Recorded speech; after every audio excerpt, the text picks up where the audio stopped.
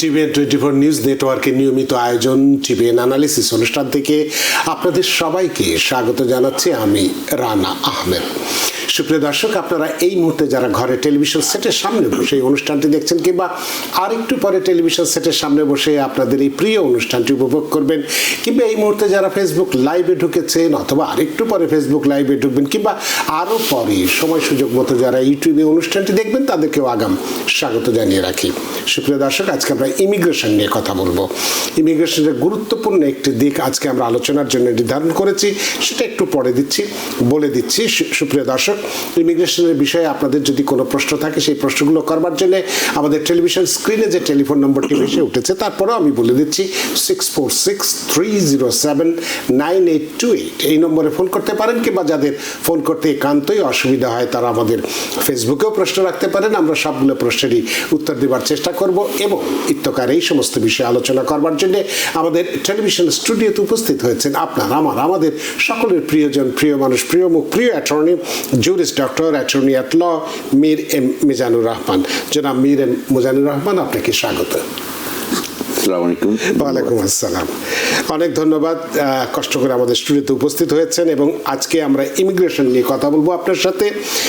আজকের যে আলোচনার বিষয়টি ইমিগ্রেশনের, ট্রাম্পের ইমিগ্রেশনের নীতি, এটা নিয়ে মূল আজকে আলোচনা। এবং আরেকটি যে বিষয় সেটি হচ্ছে যে এলিয়েন এনিমিজ অ্যাক্টের আওতায় ডিপোর্টেশন কতটা ভীতিকর, মূল আলোচনার বিষয় এগুলো। তো প্রথমেই আপনার কাছে আমি একটু জানতে চাইব প্রেসিডেন্ট ট্রাম্পের যে এই যে শাসন আমলে ইমিগ্রেশনের ক্ষেত্রে তিনি কী ধরনের নীতি গ্রহণ করেছেন, কারণ বিভিন্ন মানুষ বিভিন্নভাবে কথা বলছেন, বিভিন্নভাবে ভয় পাচ্ছেন। আসলে তো ভয় পাওয়ারও আমরা কিছু দেখছি না।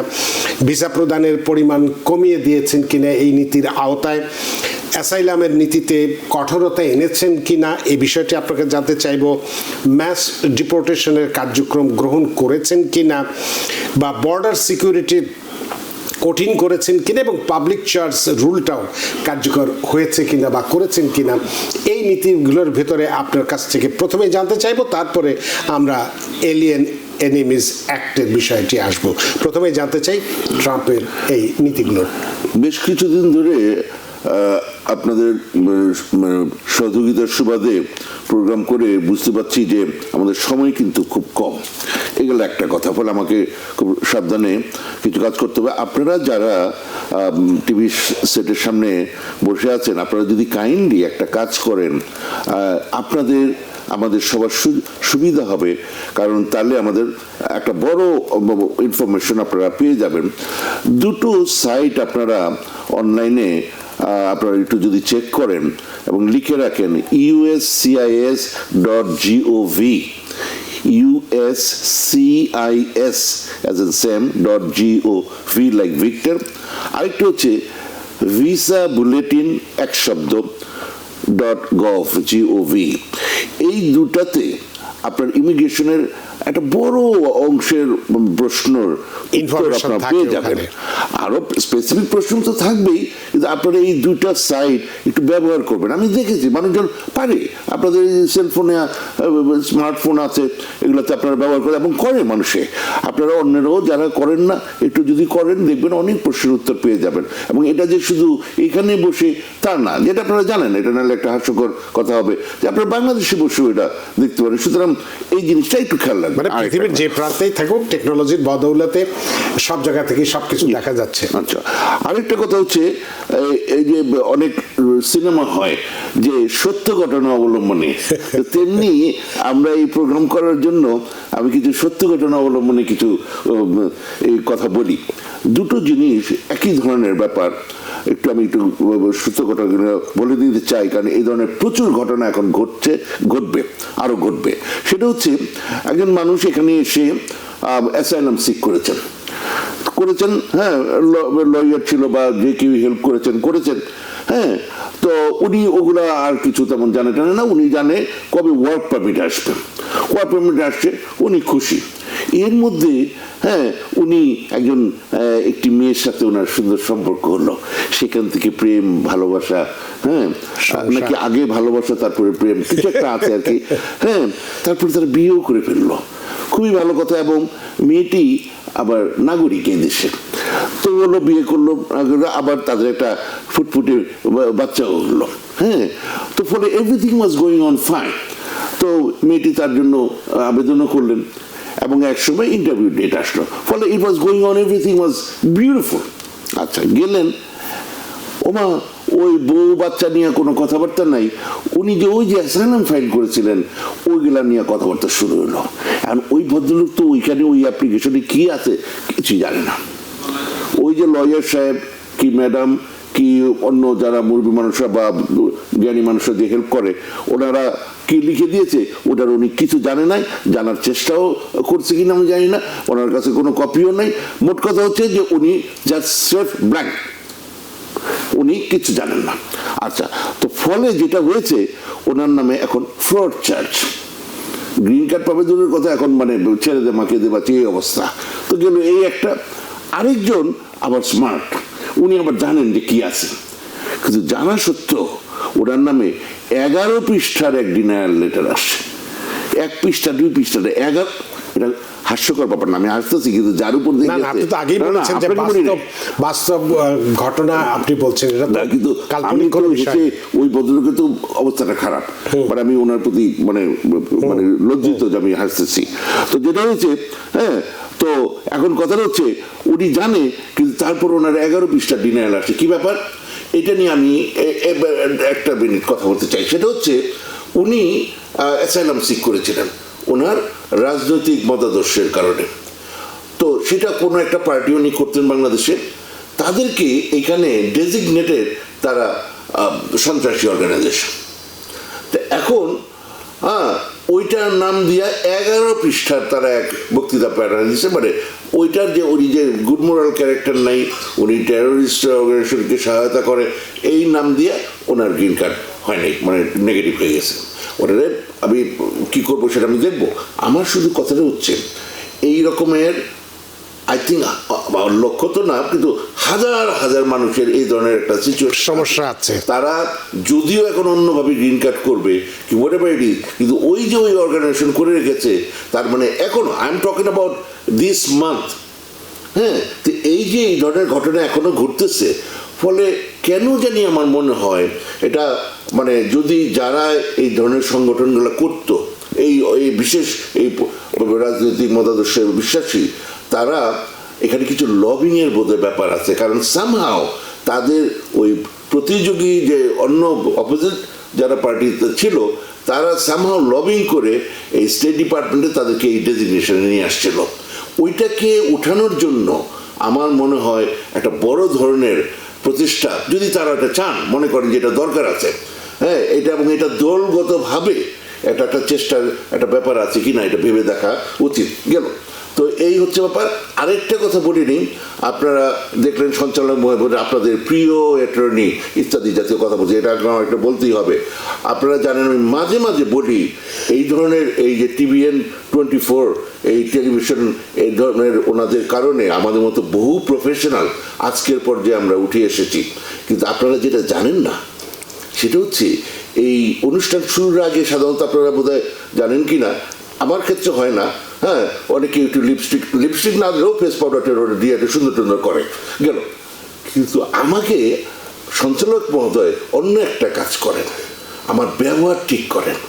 আমি এই জন্য ওনার প্রতি কৃতজ্ঞ।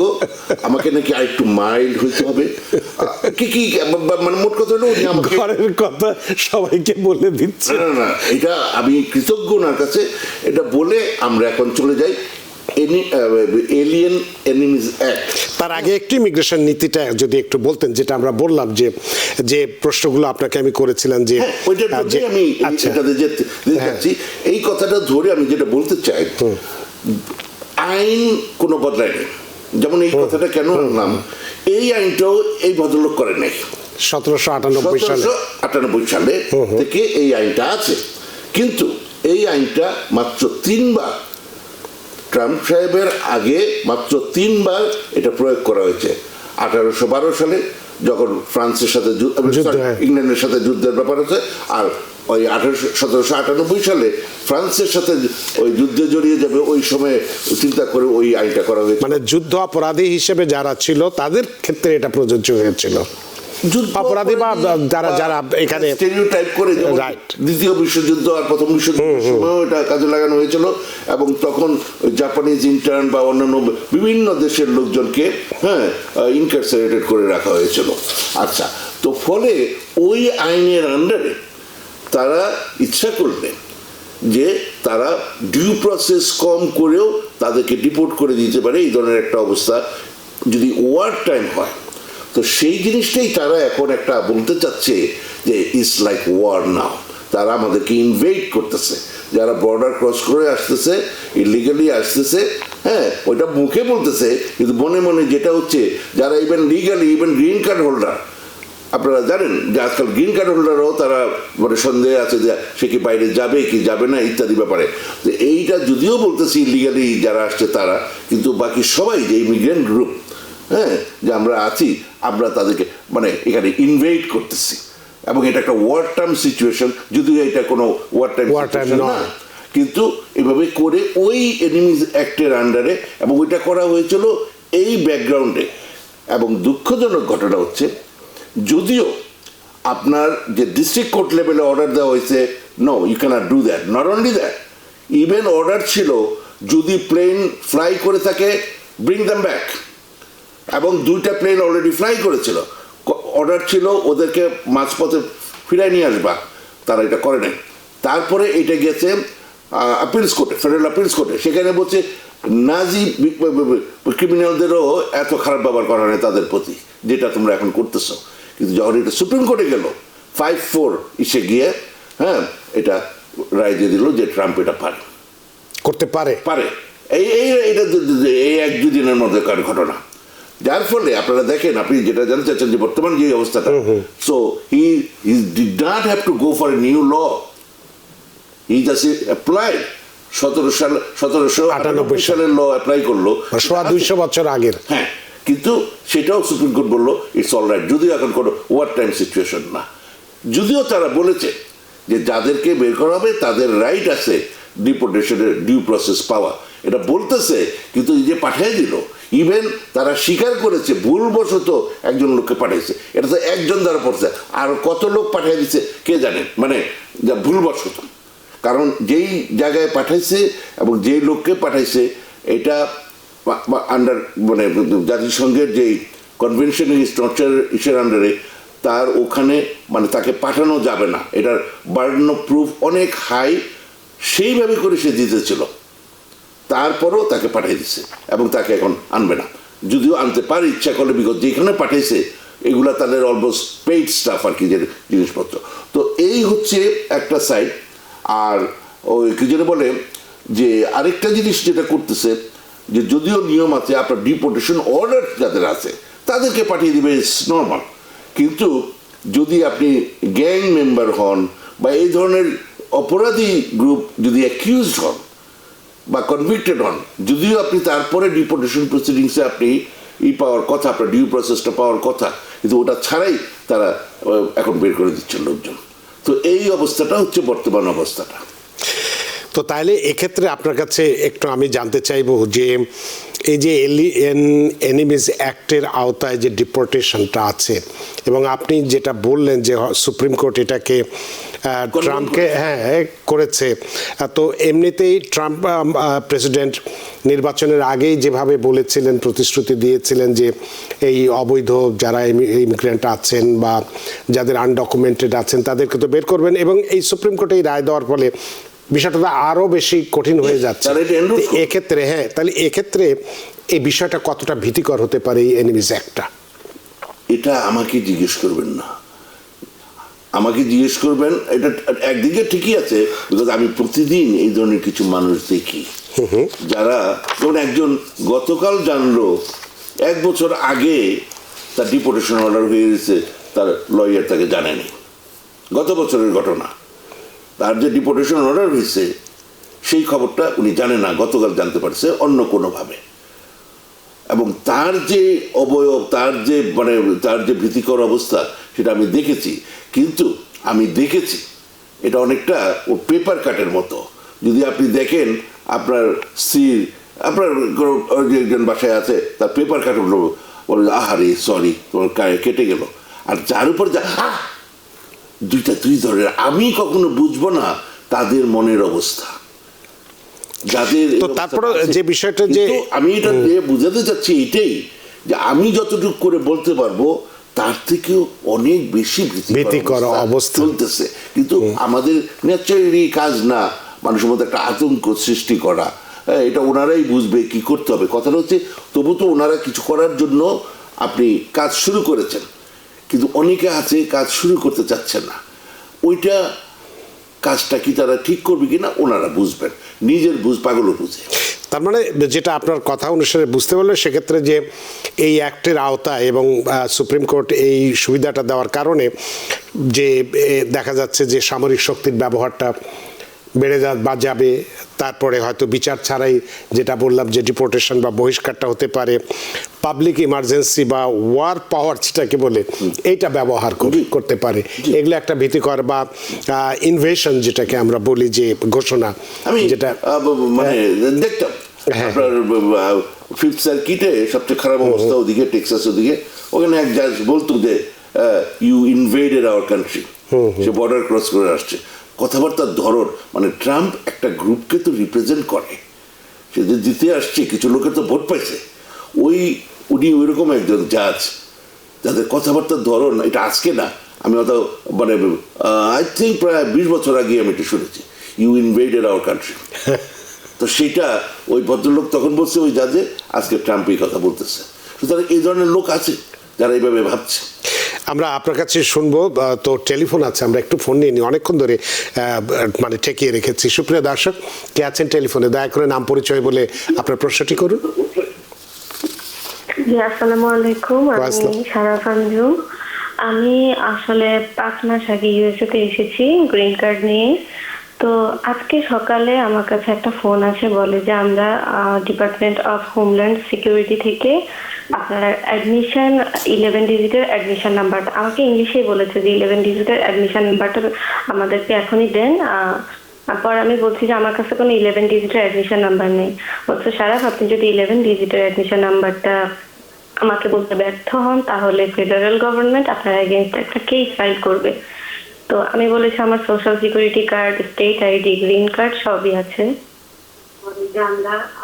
তো তারপরে এরপর আমি বারবারই বলি যে আমি বাসায়, আমি একটু আমার জবে, আমি বাসায় গিয়ে আপনাকে আমি ফোন দিচ্ছি, দিয়ে আমি আপনাকে আমার 11 ডিজিটটা বলবো, কিন্তু এটা কি আসলে আমি সেটা জানি না, এই 11 ডিজিটের অ্যাডমিশন নাম্বার। না, এটা একটা পার্সোনাল কেস, এটা আপনি শুধু আপনার সাথেই কথা বলবো, এখানে আপনি কাউকে ইনভলভ করতে পারবেন না। প্রথম কথা হচ্ছে যে এটা ফ্রডুলেন্ট, এটা একটা ফ্রডুলেন্ট ফোন কল। আর দ্বিতীয় কথা হচ্ছে এটা হচ্ছে ওই আপনার এলিয়েন নাম্বার চেয়েছিল। হ্যাঁ, এগুলো ফোনে তো দিবেনই না। প্রথম কথা হচ্ছে যে আপনি যেটা করতে পারতেন, যে বললেন যে আমি বাসায় গিয়ে দিই, যে আপনার ফোন নাম্বার, ওটাও তো ফোন নাম্বারটা হয়তো উঠেছে, যদি মানে নেম ফোন নাম্বার আননোনও থাকতে পারতো। কিন্তু এই ধরনের করে সোজা কথা বলে দেওয়া উচিত যে মানে মানে যারা ফেক তারা তো এগুলো ভয় পাবে না। মোট কথা হচ্ছে এটা একটা ফ্রডুলেন্ট ফোন কল, এটা আপনার এন্টারটেইন করা কোনো প্রয়োজন। আপনি কোনোভাবেই আপনার কোনো রকম এই সিকিউর জিনিসগুলো কারোর সঙ্গে শেয়ার করুন, কারণ আপনার যেটাই বলেন এখানে ইমিগ্রেশন থেকে বা ইউএসসিআইএস থেকে আপনাকে টেলিফোন করবে না, এই ব্যাপারে আপনি নিশ্চিত থাকেন।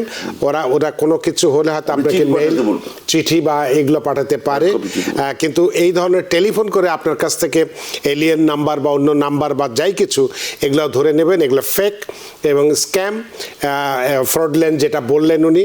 সুতরাং আপনার এই নাম্বারগুলো কোনোভাবেই আপনি শেয়ার করবেন না, আপনার চিন্তার কোনো কারণ নেই। আপনি বৈধভাবে এসছেন, বৈধভাবে চাকরি করছেন, আরামে থেকে যান, কোনো সমস্যা নেই। আপনার টেলিফোনের জন্য ধন্যবাদ। সুপ্রিয় দর্শক কে আছেন টেলিফোনে, দয়া করে নাম পরিচয় বলে আপনার প্রশ্নটি করুন। আসসালামু আলাইকুম, আমি আলবানি থেকে শাহাদাত বলছি। জি স্যার, আমার দুইটা প্রশ্ন ছিল, যদি একটা প্রশ্ন বড়। জি, আমার প্রথম প্রশ্নটা হচ্ছে, আমি আমার ওয়াইফের জন্য অ্যাপ্লাই করছিলাম গ্রিন কার্ড দিয়ে। আমি গত মাসে সিটিজেনশিপ আপডেট করছিলাম। আপডেট করার পরে ওরা আমাকে এই সপ্তাহে একটা লেটার পাঠাইছে, রিকোয়েস্ট ফর আরএফই, যেখানে প্রায় 8-10টার মতো অ্যাফিডেভিট চাইছে। প্রশ্নটা হলো, আমাকে কি ওই 8-10টা যেগুলো চাই সবগুলো কি দিতে হবে? যেমন নর্মালি যেমন আমি চার্জ করছি বা আমি কথা বলছি, টাকা পাঠাইছি, বা আমার বিয়েতে 2 জন উপস্থিত ছিল, এরকম 2 জনের এভিডেভিট আবলা আবলা এরকম 8-10টার মতো চাই, তবে প্রশ্ন সবগুলোকে দিতে হবে? জি, আনসার ইজ ইয়েস। ধন্যবাদ। আমার আবার বাচ্চা তার আপনার আমার বাচ্চা আছে, তার ছবি দেওয়ার জন্য, তার ডেট অফ বার্থ দেওয়ার জন্য। তো আমি তো আমার বাচ্চা হওয়ার পর থেকে তার যদি অ্যাপ্লাই করি নাই, প্রশ্ন হলো আমি যদি এখানে আমার বাচ্চার ডকুমেন্টটা আপডেট করি তাহলে কি তার জন্য আবার আলাদা করে অ্যাপ্লাই করতে হবে? আর সব ডকুমেন্ট গুলো কি আমার অনলাইন অ্যাকাউন্টে সাবমিট করলে হবে নাকি বাই পেপারে ইমেল করতে হবে? আপনি প্রতিটা প্রশ্নের উত্তর একটা একটা করে দিয়ে দিবেন, এই হচ্ছে আপনার প্রশ্নের উত্তর। অনলাইনে দিবেন, হ্যাঁ, আর যদি পেপারে দেওয়ার পেপারে ভাবে আসে, ওখানে যে অ্যাড্রেস আছে ওখানে এটা পাঠিয়ে দিবেন। ধন্যবাদ। আর বাচ্চার বিষয়টা কি জন্য বললেন, ওই বিষয়টা বাচ্চার কি আলাদা? যা প্রশ্ন চেয়েছে, যদি আপনি অ্যাপ্লাই না করে থাকেন, তারপরেও যদি আপনার বাচ্চা কাচ্চা থাকে, তাদের যা ইনফরমেশন চেয়েছেন একটা একটা করে প্রশ্ন, অর্থাৎ যে ইনফরমেশনগুলো আপনার কাছে চেয়েছে সবগুলোই আপনি ইনফরমেশনগুলো দিয়ে দেবেন। সেটা অনলাইনে হতে পারে অথবা হার্ড কপিতে চিঠির মাধ্যমেও দিতে পারেন। জনাব শাহাদাত, আপনার প্রশ্নের জন্য ধন্যবাদ। সুপ্রিয় দর্শক, কে আছেন টেলিফোনে? দয়া করে নাম পরিচয় বলে আপনার প্রশ্নটি করুন। হ্যালো। জি, হ্যালো রানা ভাই। জি, ওয়ালাইকুম আসসালাম।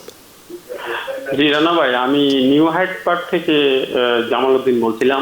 জি, আমি অ্যাটর্নি মিজানুর রহমান সবার কাছে একটা প্রশ্ন রাখতে চাই। জি, যে আমার এক ভাই উনি F4 ভিসায় আসছে, যে একটা 2 মাস গত ডিসেম্বরে আসছে, সে গ্রিন কার্ড পাইছে।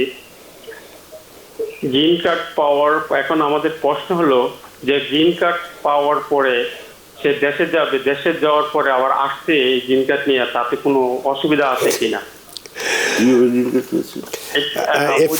আমরা খুব কিছু ভয়ে আছি যে আবার সে দেশে এখানে আসতে পারবে কিনা, সে গ্রিন কার্ড নিয়ে দেশে যাওয়ার পরে আবার এখানে আসতে পারবে। আমরা একটু ক্লিয়ারলি জানতে চাই প্রশ্নটা। অনেক ধন্যবাদ আপনার প্রশ্নের জন্য জামাল উদ্দিন। অ্যাটর্নি মীর মিজান। না, ওনার কোনো সমস্যা হওয়ার কথা না, আনলেস এমন কিছু আছে যেটা আমরা জানি না। হ্যাঁ, ওনার যদি কোনো অপরাধ থাকে, হ্যাঁ, যেটার জন্য শাস্তি 1 বছর বা তার বেশি হতে পারে, এমনকি যে কোনো অপরাধী থাকে, তখন ন্যাচারালি কিছু সমস্যা হতেই পারে। এমনকি ওইখান থেকে উনি ডিপোর্টেশন প্রসিডিংসও যেতে পারেন, যতই ওনার গ্রিন কার্ড থাকুক। কিন্তু ওনার যদি কোনো অপরাধ না থাকে, এগুলো একটা। আরেকটা হচ্ছে উনি ওই কোনো রকমের 6 মাস শেষ হওয়ার 1 দিন আগে এসে হাজির হন। রেগুলার উনি আসা যাওয়া করেন এইভাবে করে, মানে ম্যাক্সিমাম টাইম বলতে গেলে উনি বাংলাদেশেই থাকেন। তো এই ধরনের মানুষজনদেরকে এটা সবসময় ধরার কথা। ওনাকে এরকমভাবে বলতে পারে যে আপনার এই দেশে পার্মানেন্টলি থাকার কোনো ইচ্ছা আমরা দেখছি না, এটা হতে পারে। তো এই 2টা জিনিস যদি ওনার না থাকে, তাহলে ওনার কোনো সমস্যা হওয়ার কথা না। কারণ উনি আসছে মাত্র কয়েকদিন ধরে, বললো যে কয়েক মাস ধরে এসছে। আমরা একটা প্রশ্ন দিয়ে আরো 10 জনের কথার উত্তর দিতে চাই, যদি এই ধরনের আরো অন্য থাকে, সেই জন্য আমি এই কথাটা বললাম। ধন্যবাদ। তবে কথা হচ্ছে, যেহেতু গ্রিন কার্ড নিয়ে উনি এসছেন, তো এই পার্মানেন্ট ইমিগ্রেন্ট হয়ে, অর্থাৎ এখানে পিআর নিয়ে এসছেন এদেশে থাকার জন্যে। সুতরাং এই সময়, বিশেষ করে ট্রাম্প প্রশাসনের সময়, যতটা সম্ভব জনাব জামাল উদ্দিন আপনার আত্মীয় হয়, বলবেন যতটা সম্ভব আমেরিকাতেই থাকার জন্য, যতটা কম ভ্রমণ করা যায় ততই কিন্তু সুবিধা। কারণ বলা যায় না এয়ারপোর্টে এমন কোনো অফিসারের হাতে পড়বেন যার হয়তো খুব হলে হয়তো ওই যে কথাটা বললেন যে বলতে পারে যে তোমার তো এই দেশে থাকার ইচ্ছা নেই, সুতরাং তোমার কার্ড আমি রিভোক করে দিলাম। এরকম হওয়াটাও কিন্তু বিচিত্র কিছু নয়। সুতরাং খুব বেশি প্রয়োজন হলে যেতে পারে, না হলে থাকাটাই ভালো।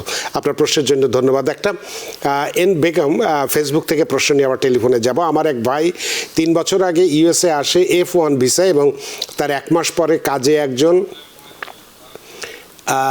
আন্ডারেজকে বিয়ে করে, বিয়ের সেল করে অ্যারেস্ট হয়। আচ্ছা, এবং 2-3 ঘন্টা পর পুলিশ ছেড়ে দেয়, পরে কোর্ট থেকে কেস সিল করে দেয়। এরপরে সে 2 বার দেশে যায়, কিন্তু ইমিগ্রেশনে কোনো প্রশ্নের সম্মুখীন হয় নাই। এখন যদি সে দেশে যায় তার কোনো সমস্যা হতে পারে কি না, বা যদি এখানেই থাকে তাহলে কোনো সমস্যা হতে পারে কিনা?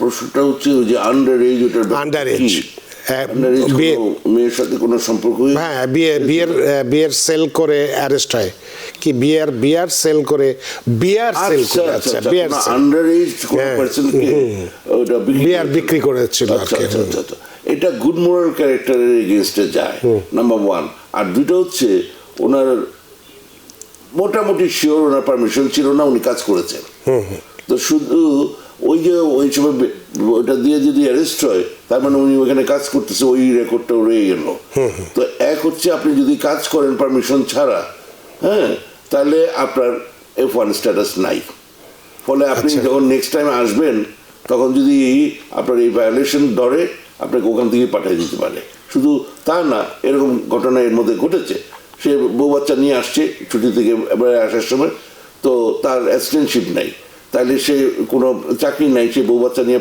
থাকবে কীভাবে তাহলে নিশ্চয়ই বাইরে কাজ করবে এই অ্যাজাম্পশন থেকে তাকে ওইখান থেকে পাঠিয়ে দিয়েছে সে পিএইচডি করে চিন্তা করে কিন্তু কেসটা তো কোর্ট সিল করে দিয়েছে সুতরাং আর কি কোনো ডকুমেন্ট তো রয়ে গেছে আপনার ডকুমেন্ট আছে উনি যে অ্যারেস্ট হয়েছেন ওইটার রেকর্ড আছে এগুলো সব বের করা যায় এবং সিটিজেন হওয়ার আগ পর্যন্ত আপনাকে জিজ্ঞেস করা যায় আপনি কখনো অ্যারেস্টেড হয়েছিলেন কিনা যখন আপনি আর্টিকেল 3 কোর্টে যাবেন রেগুলার সুপ্রিম কোর্ট আপনি কোনো ক্রিমিনাল কেসে পড়লেন সেইখানে ট্রায়ালের সময় এই প্রশ্নটা জিজ্ঞেস করা যায় না যে আপনি অ্যারেস্টেড হয়েছিলেন কিনা এটাতে জুরি আপনার হয় মানে প্রেজুডিসড হয় কিন্তু কনভিকশন হলে সেটা জিজ্ঞেস করা যায় কিন্তু সিটিজেন হওয়ার আগ পর্যন্ত ইমিগ্রেশন পারপাসে আপনি আপনার অ্যারেস্ট রেকর্ড বের করা যায় তো ওইটা হইলে একটা থেকে আরেকটা আসবে ফলে বুঝতেই পারতেছেন যে উত্তরটা কি হবে এখন অনেক ধন্যবাদ এন বেগম আপনার প্রশ্নের জন্য আশা করি প্রশ্নের উত্তর পেয়েছেন আবার একটু টেলিফোনে যাই সুপ্রিয় দর্শক কে আছেন টেলিফোনে দয়া করে নাম পরিচয় বলে আপনার প্রশ্নটি দিন জি আসসালামু আলাইকুম রানা ভাই ভালো আছেন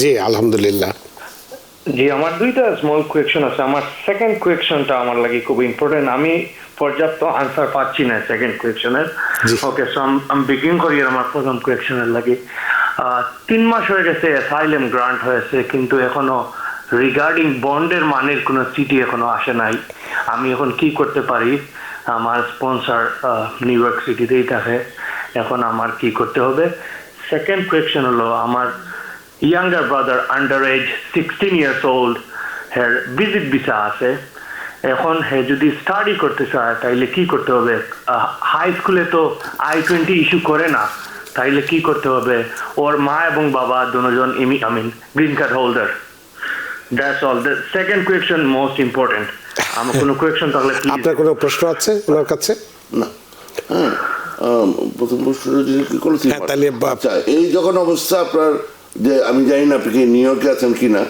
নিউ ইয়র্কে থাকলে ফেডারেল প্লাজাতে 9 তলায় হ্যাঁ আপনি ওই যে ওনার নাম কি আপনার যে স্পন্সর ছিলেন হ্যাঁ ওনাকে সহ যাই কাগজপত্র এবং যাই কাগজপত্র না শুধু একেবারে অরিজিনাল সোশ্যাল সিকিউরিটি কার্ডটার পর্যন্ত নিতে হবে গ্রিন কার্ড বা সিটিজেনশিপের যে কাগজপত্রগুলো আছে পাসপোর্ট অরিজিনাল সব কাগজপত্র নিয়ে আপনারা ওখানে 9 তলায় গিয়ে দেখা করেন বা যেখানে লোকাল আপনার যে শহরেই আপনারা আছেন হ্যাঁ যেহেতু 3 মাস হয়ে গেছে বললেন যে আপনারা ওয়ারিড আপনারা গিয়ে ওখানে ফিজিক্যালি গিয়ে দেখা করতে পারেন এবং ওই নিয়ে গেলে যিনি এইটা করে বন্ডটা দিয়েছিলেন তাহলে এটা ভালো হবে যে কারণ টাকাটা ওনাকে দেওয়া হবে আপনাকে দেওয়া হবে না আর আরেকটা যেটা হচ্ছে কিছু করার নাই এমনি সে চলে আসবে এসে পড়া শুরু করে দিবে হ্যাঁ সেটা এক জিনিস হ্যাঁ কিন্তু কথাটা হচ্ছে ওই যে I-20 নাই এটা আপনারাও জানেন হ্যাঁ ভর্তি হয়ে আসতে পারবে না ওইভাবে করবে না এন্টারটেন করবে না সেটা আপনারা জানেন কিছু করার নাই দেশে পড়াশোনা করবে এটা অত্যন্ত ভয়ঙ্কর ব্যাপার কিন্তু ওই বেবি এরকমের মানে একটা সমস্যায় পড়ে গেল আর কিন্তু বাবা মা তো এখানে থাকে থাকুক মানে এইখানে এটা একটা হচ্ছে মানবিক ব্যাপার এবং তখন ব্যাপারটা আপনারা এই সিদ্ধান্ত করবেন যে কী করতে হবে যে একটা আছে যে ভিজিট ভিসা যেহেতু আছে এখানে চলে আসলো নিউ ইয়র্কে এখানে প্রচুর মানুষজন এরকম পড়াশোনা করতেছে সেভাবে পড়াশোনা করলো 18 পর্যন্ত এই যে আনলফুল যে প্রেজেন্সটা এটা পরে গিয়ে কাউন্ট হয় না আচ্ছা এই ধরনের কিছু সুবিধা আছে তো ওইভাবে করে আপনাদেরকে বুঝতে হবে কিছু জিনিস আছে এই যে আমি কথাগুলো বললাম বুঝতেই পারতেছেন কি কথাগুলো বললাম কিন্তু এরকম মানুষ পড়তেছে অনেক ধন্যবাদ প্রিয় দর্শক। আশা করি আসলে এটা টেলিভিশনের স্ক্রিন, সব কথা সব সময় বলা যায় না, তারপরেও আপনাকে যেটুকুন বলা হয়েছে সেটা ওই যে প্রবাদে বলে আকেল মানকেলি ইশারায় কাফি, আমার মনে হয় সেটা আপনারা বুঝতে পেরেছেন। আপনার প্রশ্নের জন্য ধন্যবাদ। সুপ্রিয় দর্শক, আপনারা এখনও অনেকেই টেলিফোনে আছেন, আমরা আপনাদের প্রশ্নগুলো নেব, তবে একটি বিরতি নেব, বিরতির পরে সে আপনাদের ফোনগুলো নেব। সুপ্রিয় দর্শক, নিচ্ছে একটি ছোট্ট বিরতি, সে পর্যন্ত আমাদের সাথেই থাকুন। সুপ্রিয় দর্শক, বিরতির পর ফিরে এলাম আপনাদের প্রিয় অনুষ্ঠান টিভিএন অ্যানালিসিসে। আজকের অতিথি jurist doctor attorney at law Mizanur Rahman এবং আপনাদের সাথে রয়েছে আমি রানা আহমেদ। সুপ্রিয় দর্শক, বিরতির আগে আরও অনেকেই টেলিফোনে ছিলেন, তবে ফেসবুকে ছোট্ট একটা প্রশ্ন নিয়ে আপনাদের টেলিফোনে প্রশ্নগুলো নেব। উদ্দিন মোহাম্মদ তুহিন, তিনি বলছেন, last year March I apply for my mother, but still I didn't get any update. Can let me when I get the approval notice? আচ্ছা, এই মুহূর্তে আজকেও একজনের সাথে কথা হলো, এপ্রিল মাসে ওনারা ওনাদের মেয়ে সিটিজেন 21 বছরের বড় থেকে বেশি তার বাবা মার জন্য অ্যাপ্লাই করেছে। তো যাই হোক, তখন আমার এটা দেখার সুযোগ হলো, যেটা আপনারাও ওই যে বললাম uscis.gov, ওখানে গেলে একটু নিচের দিকে নামলেই দেখবেন 3টা পরপর জায়গা আছে। একটা হচ্ছে আপনার কেসের স্ট্যাটাসটা কি, আর হচ্ছে প্রসেসিং টাইম। সেখানে আপনি ক্লিক করে প্রথমে কয়েকটা ঘর আছে যেখানে পূরণ করতে হবে। একটা হচ্ছে I-130 ইমিগ্রেন্ট পিটিশন গেলেন, তারপর হচ্ছে ক্যাটাগরিটা কি, সেটা হচ্ছে আপনি ওই যে সেই 21-এর উপরে আপনি সিটিজেন, নিশ্চয়ই আপনার বাবা মার জন্য অ্যাপ্লাই করেছেন, ওনাদের জন্য করেছেন, ওই ঘরটায় যাবেন, ক্লিক করবেন, তারপরে কোনো না কোনো একটা সার্ভিস সেন্টারে আছে, এটা সেখানে দিলেন। একটা আছে অল সার্ভিস সেন্টার, আপনি ওইটাতে দিতে পারেন, বা আপনার যেটা আছে ওটাকে গেলেন। এইগুলো দিয়ে প্রসেসিং টাইমটা দিলে দেখবেন এই মুহূর্তে হচ্ছে 17 মাস চলতেছে। হ্যাঁ, তো আপনার আরও 4-5 মাস আছে এটা প্রসেসিং শেষ করতে আপাতত বর্তমান অবস্থায়। তারপরে সেটা ওনারা যদি বাইরে থাকেন তাহলে সেটা বাইরে প্রসেসিংয়ে যাবে, ন্যাশনাল ভিসা সেন্টারে যাবে। তো এই প্রথম ধাপের এটা এই মুহূর্তে প্রায় 17 মাস লাগছে, ফলে আপনার ভয়ের তেমন কিছু না। কারণ অনেক ধন্যবাদ, but this is what it is right now. অনেক ধন্যবাদ জনাব তুহিন আপনার প্রশ্নের জন্য। আমরা একটু ফোনে যাব, সময়ও কম। সুপ্রিয় দর্শক, কে আছেন টেলিফোনে, দয়া করে নাম পরিচয় বলে আপনার প্রশ্নটি করুন। হ্যালো। জি হ্যালো, আমি কি একটু লয়ারের সাথে কথা বলতে পারি? জি জি বলুন। আচ্ছা, আমার একজন মানে আমার একটা বন্ধু, উনি আর কি জানতে চেয়েছিল আপনাদের নাম্বার নাই, এই কারণে আমি ফোন দেওয়া। ও অ্যাসাইলাম মানে বর্ডার ক্রস করে আসছে, তারপর অ্যাসাইলাম কেসে সবকিছু পাস করছে, ওর ফ্যামিলিও আসছে, সবাই আসছে, বাট ও এখনো গ্রিন কার্ড হাতে পায়নি। ও গ্রিন কার্ড ছাড়াই সবকিছু করছে, বাড়ি টাড়ি কিনছে। এখন ওর কোশ্চেন হলো ওর মানে ওর কোনো প্রবলেম হবে কিনা, মানে গ্রিন কার্ড আসতে বা ওরা কিছু আবার করতে পারে কিনা। বাট ও কিন্তু কেসে পাস করছে, মানে কতদিন আগে সে অ্যাসাইলাম অ্যাপ্রুভ হয়েছে, পাস করেছে যে বললেন? অ্যাসাইলামে অ্যাপ্রুভ হয়েছে বলতে আপনার 1-1.5 বছর হয়ে গেছে প্রায়, বাট উনি অনেক গ্রিন কার্ড পায়নি হাতে। গ্রিন কার্ডে অ্যাপ্লাই করছিল কতদিন আগে? গ্রিন কার্ড অ্যাপ্লাই করছে তাও 1 বছর হয়েছে এরকম, বাট ও বলতেছে ও পাইতেছে না, বাট আমি বুঝি না ওটা কেন পাইতেছে না। অনেক ধন্যবাদ। এখন করণীয় কি, এটাই প্রশ্ন অ্যাটর্নি মীর মিজান। 1 বছরের মতো হয়েছে এখনো পায়নি, মানে তারও অনেক আগেই অনেকেই পেয়েছে, কিন্তু যদি 1 বছরের মধ্যে না পায় এটা খুব ভয়ের ব্যাপার না। হ্যাঁ, যে এটা খুব বেশি দিন যে দেরি হয়ে গেছে তা না। সুতরাং এটা তো ন্যাচারালি মনে কষ্ট যে আরেকজনে পেয়েছে আমি পাই নাই, এবং উনি অ্যাপ্লাই করেছে, উনি বললেন যে সব ঠিকঠাক মতো আছে, সবই দিয়েছে। প্রথম দেখতে হবে যে অ্যাড্রেসটা যেন চেঞ্জ হলে এটা যেন ওনাদেরকে জানানো হয়। ওনাদের যদি কোনো কিছু চেয়ে পাঠিয়ে থাকে তাহলে যেন ওগুলার উত্তর ঠিক মতো দেওয়া হয়। হ্যাঁ, আপনারা ওই যে বললাম uscis.gov, ওখানে গিয়ে প্রসেসিং টাইমটা দেখেন। আরেকটা হচ্ছে যে আপনার কেসের স্ট্যাটাসটা ওইখানে অনেক সময় দেওয়া থাকে যে আপনার কাছে কিছু কাগজপত্র চেয়ে পাঠিয়েছে, ইনফরমেশন চেয়ে পাঠিয়েছে, তখন আপনি তাড়াতাড়ি তাদের সাথে যোগাযোগ করলেন যাতে ওইটা অ্যাড্রেসটা ওগুলো অ্যাড্রেস করা যায় ইস্যুগুলো। এই হচ্ছে ব্যাপারটা। আর যেহেতু অ্যাসাইলাম হয়ে গেছে, এখানে ওনার কোনোই সমস্যা থাকার কথা না, শুধুমাত্র উনি যেন পারমিশন ছাড়া দেশের বাইরে না যায়, নাম্বার 1। আর যেই দেশ থেকে আপনারা এসছেন, মানে বাংলাদেশ থেকে, হ্যাঁ, ওখানে তো অবশ্যই না। এবং এটা নর্মাল নিয়ম হচ্ছে আপনি সিটিজেন হওয়ার আগ পর্যন্ত আপনি ওই দেশে যাবেন না, গ্রিন কার্ড হলেও যাবেন না। হ্যাঁ, আপনি পাশের দেশে যান, সেখানে আত্মীয় স্বজন নিয়ে আসেন, এভাবে করে অনেকেই যায়। আর আপনি যদি পারমিশন নিয়ে অন্যান্য যে কোনো দেশে এখন যেতে পারেন, যেহেতু অ্যাসাইলাম হয়ে গেছেন, কিন্তু ওই নিজ ভূমে না।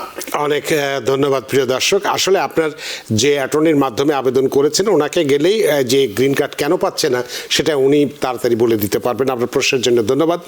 সুপ্রিয় দর্শক, কে আছেন টেলিফোনে, দয়া করে নাম পরিচয় বলে আপনার প্রশ্নটি করুন। আসসালামু আলাইকুম। ওয়ালাইকুম আসসালাম। আমার একটা প্রশ্ন হইলো যে আজকে তো পিপিএল এর একটা রায় হওয়ার কথা ছিল, কোর্টের অন্যান্য এজেন্সি যে করছিল, এটা রায়টা কি হয়েছে এটার জন্য আমি অপেক্ষায় আছি আর কি। এটা কার পক্ষে গেছে, পিপিএল এর পক্ষে গেছে না যে বিভিন্ন এজেন্সি করছে এদের পক্ষে আসছে আর কি চূড়ান্ত রায়? এটা আমার মনে হয় যে এই প্রশ্নটি আপনি যখন আমাদের সিপিএরা যেদিন থাকবে সেদিন হলে বোধহয় ভালো হতো, কারণ আর আজকে আমরা এটা নিয়ে কথা বলবো না এবং আমরা এটাও ঠিক জানিও না, আমাদের কাছে আপডেট নাই। তবে যদ্দূর আমি জানি যে এটা নিয়ে কোনো রায় এখনো হয়নি। এটা দুই পক্ষের মধ্যে একটা নেগোসিয়েশন হওয়ার চেষ্টা চলছিল গত মধ্যরাত পর্যন্ত, এইটুকুনি আপডেট আছে। তো সুতরাং আপনার এই প্রশ্নটির উত্তর এখন আমরা দিতে পারছি না। সুপ্রিয় দর্শক, আমাদের হাতে সময় নেই, সময়ের দৌড়তে আমরা বাধার সময় সীমানা টপকানো কঠিন, তাই ফেসবুকে অনেকগুলো প্রশ্ন ছিল, নিতে পারছি না। আমাদের অনুষ্ঠানও শেষ করতে হচ্ছে। জনাব অ্যাটর্নি মীর মিজানুর রহমান, আপনিও কষ্ট করে আমাদের স্টুডিওতে উপস্থিত হয়েছেন, অনেক চমৎকারভাবে আজকে আলোচনা করেছেন, প্রচুর দর্শকের প্রশ্নের উত্তর দিয়েছেন। সত্যি আমরা ঋদ্ধ প্রাণিত। আপনাদেরকে ধন্যবাদ। আপনাকে অসংখ্য ধন্যবাদ। সুপ্রিয় দর্শক, আজকে আমরা ইমিগ্রেশন নিয়ে কথা বলেছি যে ট্রাম্পের ইমিগ্রেশন নীতি এবং এলিয়েন এনিমিজ অ্যাক্টের আওতায় ডিপোর্টেশনটা কতটা ভীতিকর, একদম উদাহরণ সহ আমরা বুঝিয়ে দিয়েছি। আশা করি আজকের অনুষ্ঠান আপনাদের যথেষ্ট ভালো লেগেছে। সুপ্রিয় দর্শক, যে যেখানেই থাকুন ভালো থাকুন, সুস্থ থাকুন, নিরাপদে থাকুন টিভিএন 24 নিউজ নেটওয়ার্কের সাথেই। শুভরাত্রি। টিভিএন 24 টেলিভিশন দেখতে আজই কল করুন 7187776556। লগ ইন করুন www.totalcablebd.com। নিউ ইয়র্ক থেকে সম্প্রচারিত টিভিএন 24 টেলিভিশন বিশ্বজুড়ে বাঙালির কণ্ঠস্বর।